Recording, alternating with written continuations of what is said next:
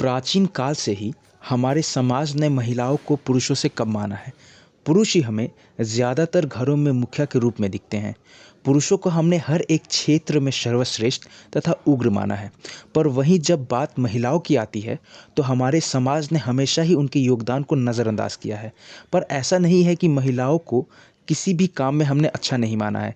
एक चीज़ है जिसमें पुरुष हमेशा ही महिलाओं को श्रेय देते हैं, और वो है कि महिलाएं पुरुषों के मुकाबले ज़्यादा इमोशनल क्वोशेंट होती है। इमोशनल क्वोशेंट मतलब अपने इमोशंस को सकारात्मक रूप से इस्तेमाल करना। पर क्या महिलाएं सिर्फ इसी चीज़ में पुरुषों से अव्वल है और बाकी सारी चीज़ में पुरुषों से पीछे? चलिए जानते हैं।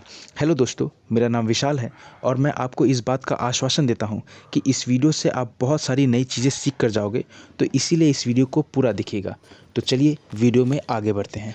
हमने हमेशा ही महिलाओं को घरेलू काम से जोड़ा है क्योंकि हमें लगता है कि महिलाओं में कोई लीडरशिप क्वालिटी नहीं है।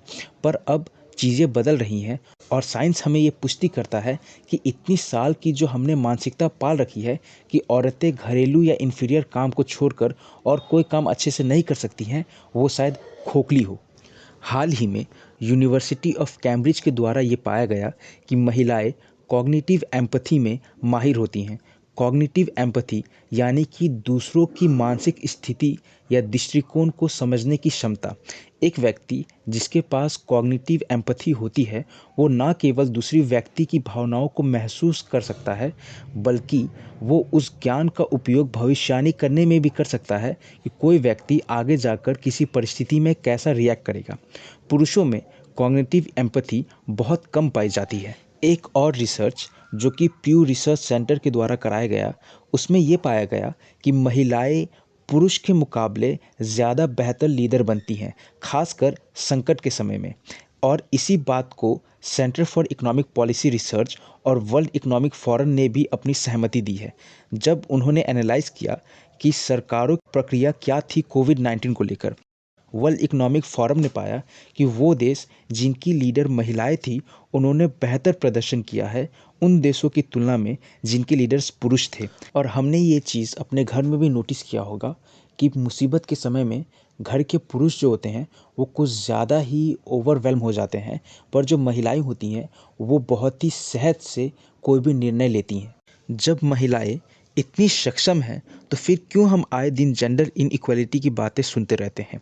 ग्लोबल जेंडर गैप इंडेक्स की बात माने तो नॉर्डिक कंट्रीज़ जहां पर इक्वालिटी बहुत ही ज़्यादा पाई जाती है, वहां पर भी रिसर्च में पाया गया कि महिलाओं को पुरुषों के मुकाबले कम सैलरी मिलती है, और यहाँ तक कि पावरफुल पोजीशंस में भी महिलाओं को पर्याप्त रिप्रेजेंटेशन नहीं मिलती है। अगर हम सही मायने में देखें तो ये असमानता एक महिला को अपनी ज़िंदगी में बहुत शुरुआत में ही देखने को मिल जाती है, जहां पुरुष बच्चों को अच्छा खाना तथा अच्छी शिक्षा का सुविधा दुनिया के हर कोने में महिला बच्चों के मुकाबले ज़्यादा मिलती है।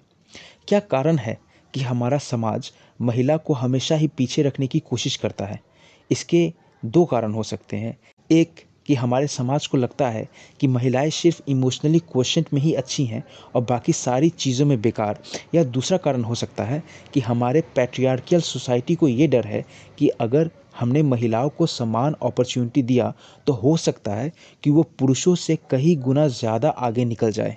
मैं ये आप पर छोड़ता हूँ कि आप कौन सा कारण सही समझते हैं, या आप कोई और कारण को ही सही समझते हैं जो मैंने नहीं बताया है। पर ये सब बातें तो हो गई कि हमने आज तक महिलाओं के साथ कैसे सलूक किया, लेकिन अब हमें क्या करना चाहिए? समय का डिमांड है कि हमें महिलाओं को भी अवसर देना चाहिए। अगर हम इंटरनेशनल मॉनेटरी फंड की बात मानते हैं तो उसने ये प्रेडिक्ट किया है कि अगर हम महिलाओं को इक्वल अपॉर्चुनिटी दे तो आर्थिक और सामाजिक दुनिया में वास्तविक तथा पर्याप्त सुधार देखने को मिलेगी। साइंस कहता है कि महिलाओं के पास उत्तम लीडरशिप स्किल और एनहांस कॉग्निटिव एबिलिटीज़ है, जो कि उन्हें सक्षम बनाती है दुनिया की कोई भी प्रॉब्लम्स को सॉल्व करने के लिए, भले ही वो जियोपॉलिटिकल कॉन्फ्लिक्ट हो, क्लाइमेट चेंज हो या इनइक्वालिटी जैसी बातें हो। इतिहास गवाह है कि किसी भी बड़ी चीज़ का बीज हमेशा से महिला के द्वारा ही बोया गया है, भले ही वो सीता माँ के अपहरण से श्री राम के हाथों द्वारा रावण का वध हो या माँ काली के द्वारा रक्त बीजा का वध हो।